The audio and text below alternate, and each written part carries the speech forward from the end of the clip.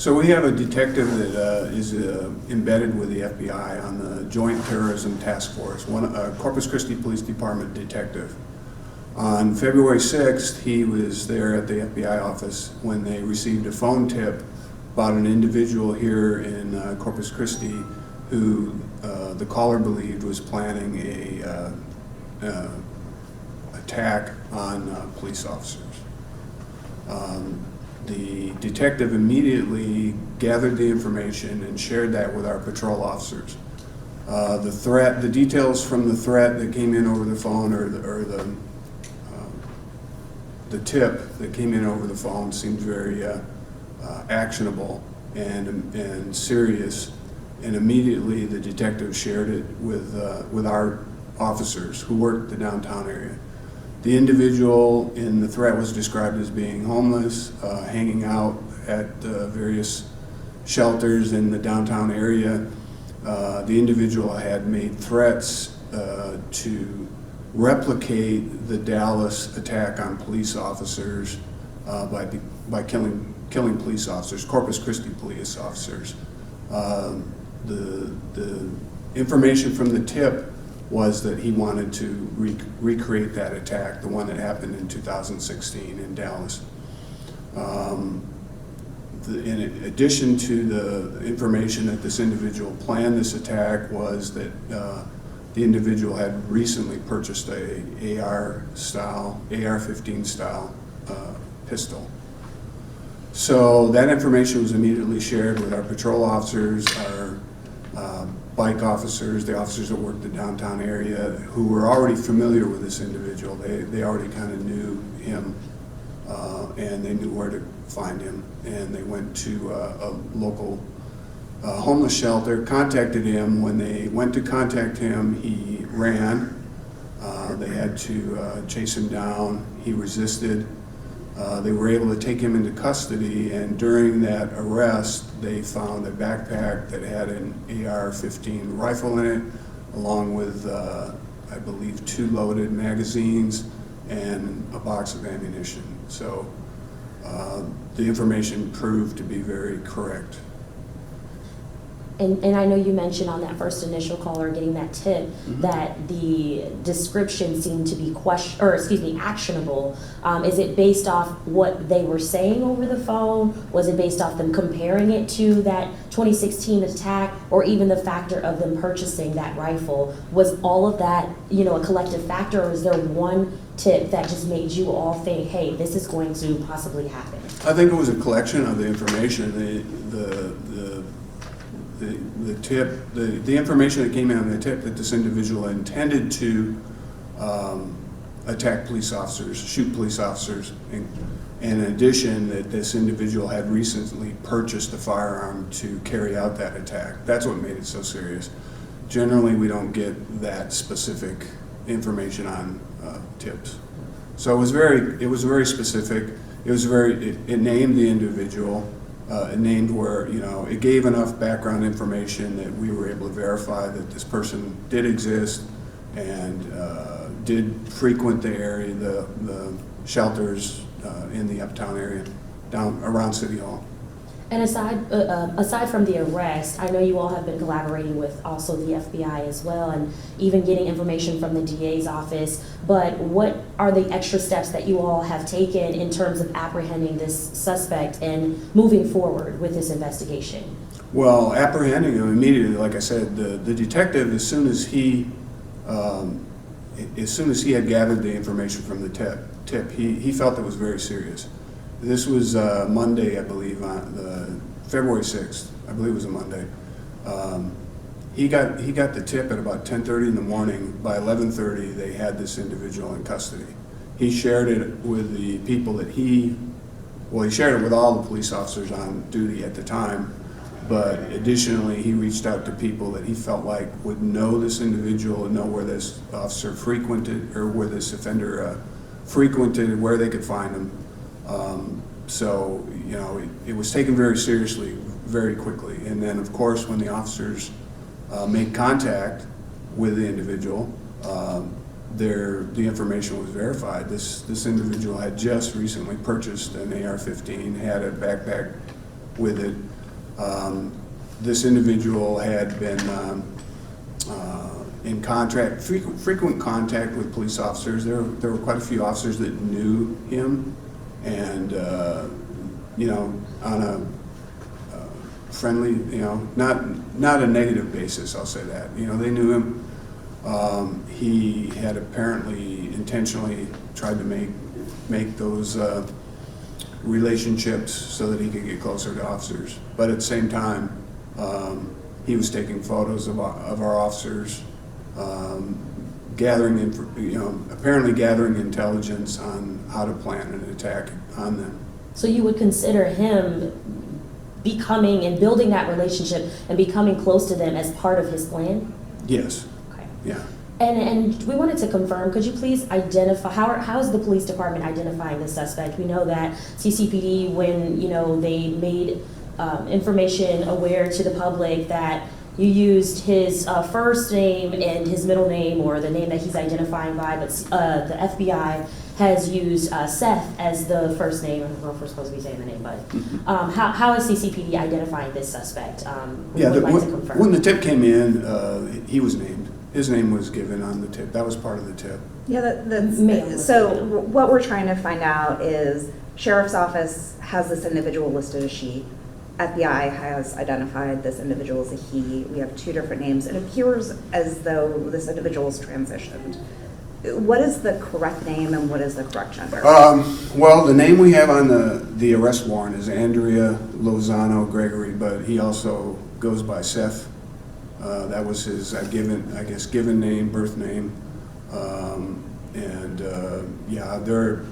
I can't tell you for sure whether he has transitioned, but he is in the process. He identifies as a woman. How's that?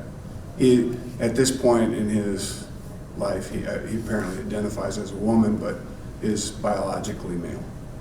And knowing that this potential threat was going to mimic or be similar to that 2016 attack in Dallas, talk to me a little bit about how CCPD has been going about it in terms of their thoughts of some of the officers coming to work. Are they worried? Are they concerned that this may intensify other people's thoughts or other potential attackers who may want to execute this same plan? Oh gosh, I hope not. I hope not, but as a police officer, every time you put this uniform on and leave your house, it's something that you have in the back of your mind that somebody may attack you just for the simple fact that you are a police officer and you do wear the uniform.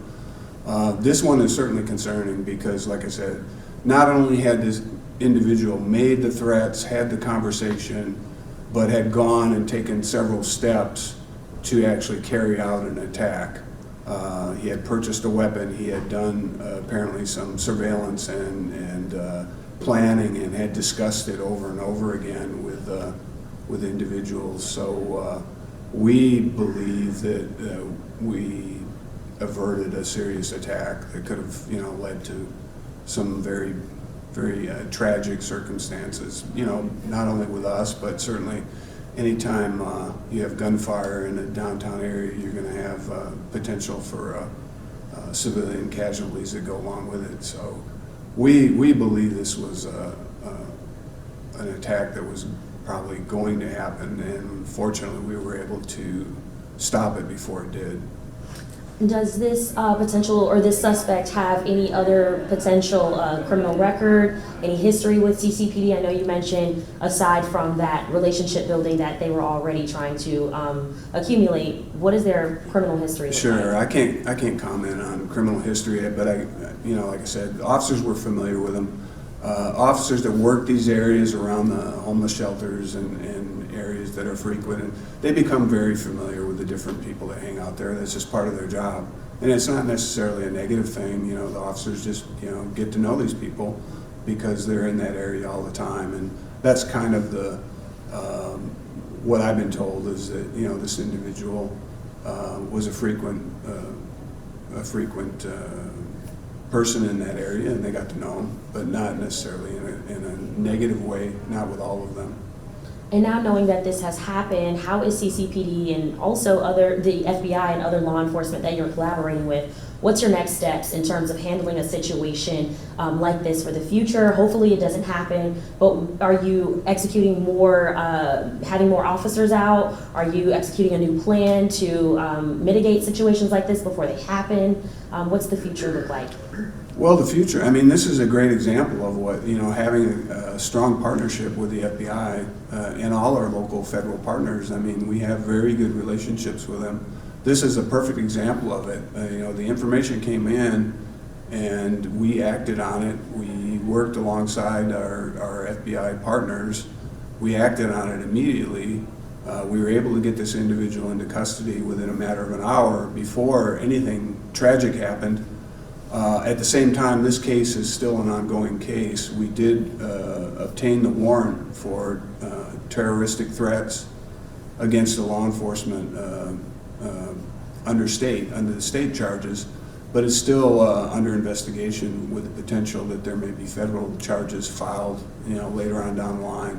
So that's, like I said, that's what's so good about the partnerships that we have working alongside the federal partners. As far as any, major changes or increase in personnel or anything like that, at this time, no, but we certainly look at every one of these threats and evaluate it to see how serious it is. We don't not take them seriously, and this is a perfect example of why we have to take them seriously.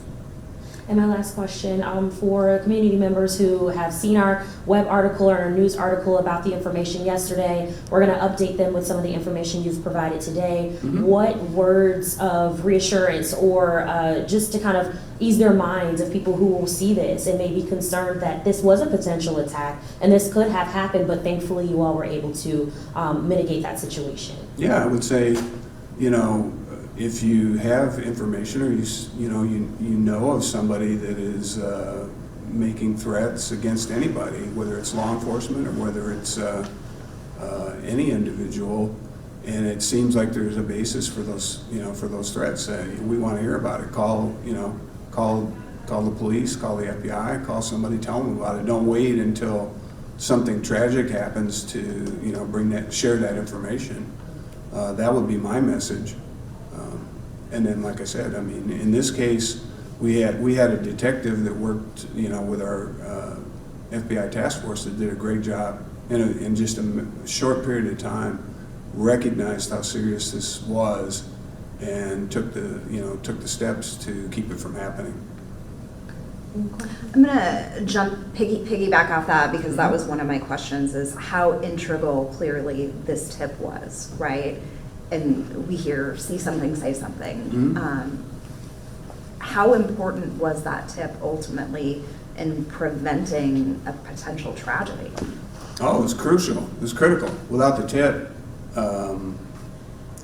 we may have had an officer that would come in contact with this individual, that was armed, but he could have had time to carry out his attack.